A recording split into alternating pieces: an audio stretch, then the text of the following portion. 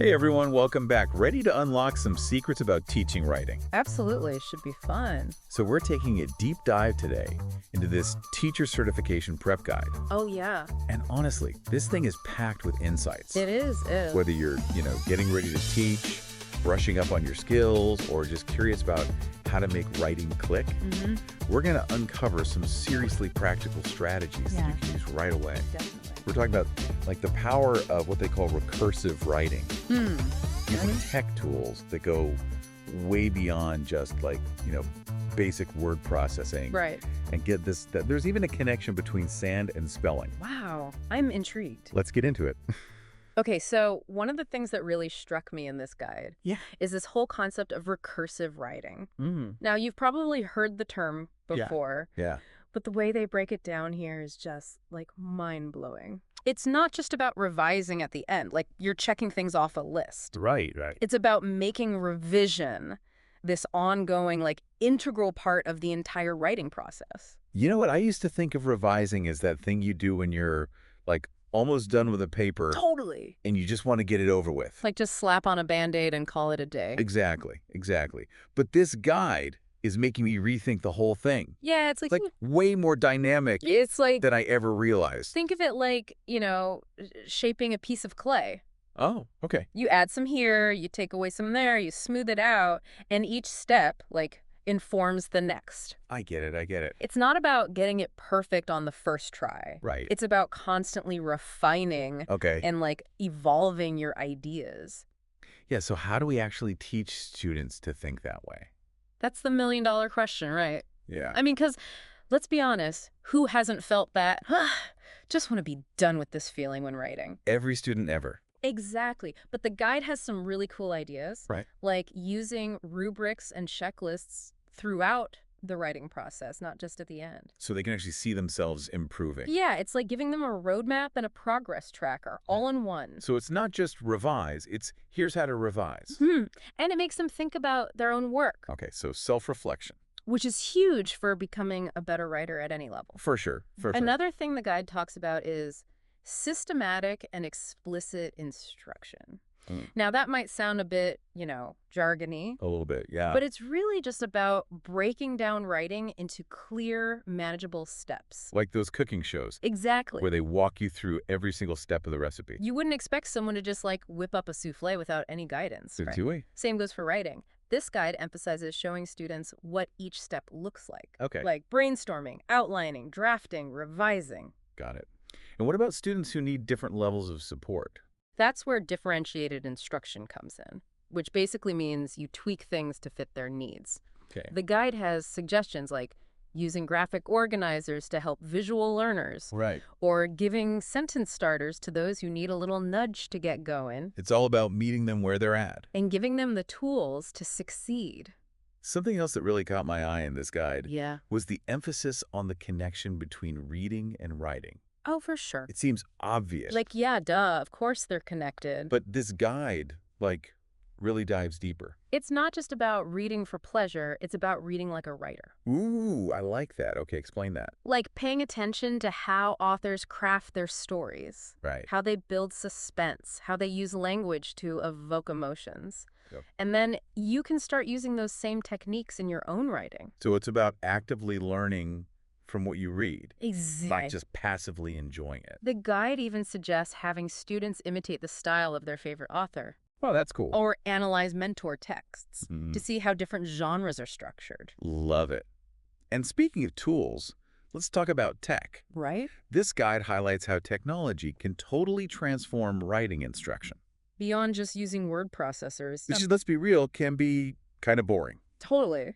But they talk about things like Google Docs. Ooh, collaboration. Where students can give each other feedback in real time. It makes it so much more dynamic. And there's also all these digital storytelling tools. Yeah, where they can create multimedia presentations. It's about, getting them ready for the digital world we live in. Preparing them for the future, for sure. Okay, let's switch gears a bit. Yeah. And talk about the different genres of writing. Oh, yes. The poems, the essays, the scripts. The whole world out there. Each one with its own special flavor. Right. This guide does a great job of breaking down the characteristics of various genres, like poetry with its focus on rhythm and imagery, Or drama with its dialogue and stage directions. It's about understanding the tools specific to each form. Absolutely. So how do we help students navigate all that? The guide talks about genre-specific instruction. Okay. Like giving them the tools they need to succeed in each form. Like what? Give me an example.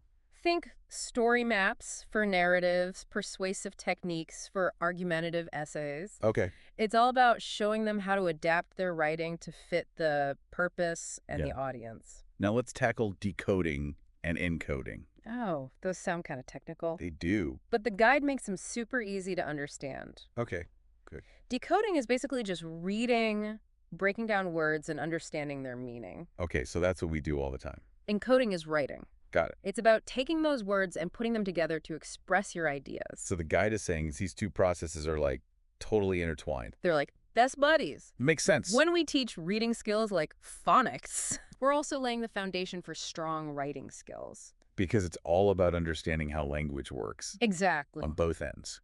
And the guide suggests using reading texts as models for writing. Oh, interesting. Have students look at how an author builds a sentence or uses descriptive language. I like that. They can learn so much from that.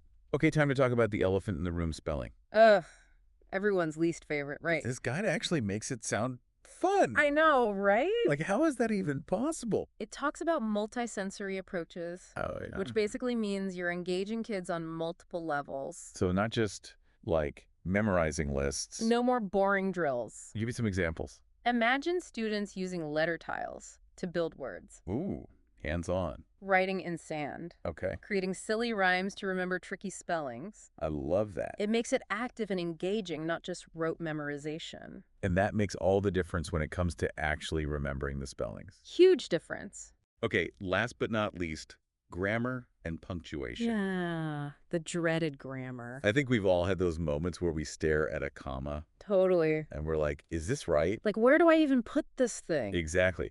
But this guide actually offers a really cool approach. Okay, tell me.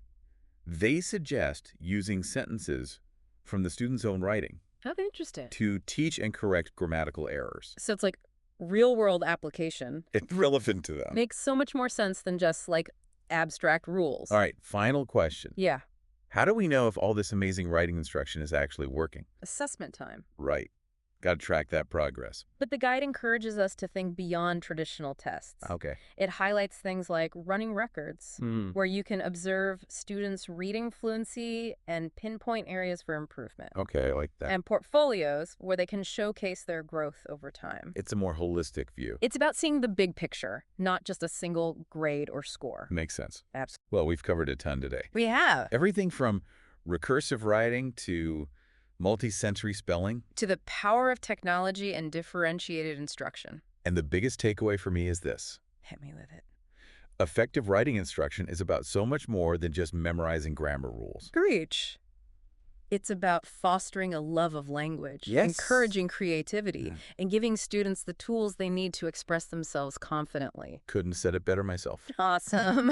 Glad we're on the same page. So as you continue on your writing journey, whether you're teaching or doing it yourself, ask yourself, what unique strategies can you come up with to make writing engaging and accessible for every student? I love that. Keep experimenting, keep learning. Keep those words flowing. And we'll see you next time for another deep dive. Sounds good. Bye, everyone. See ya.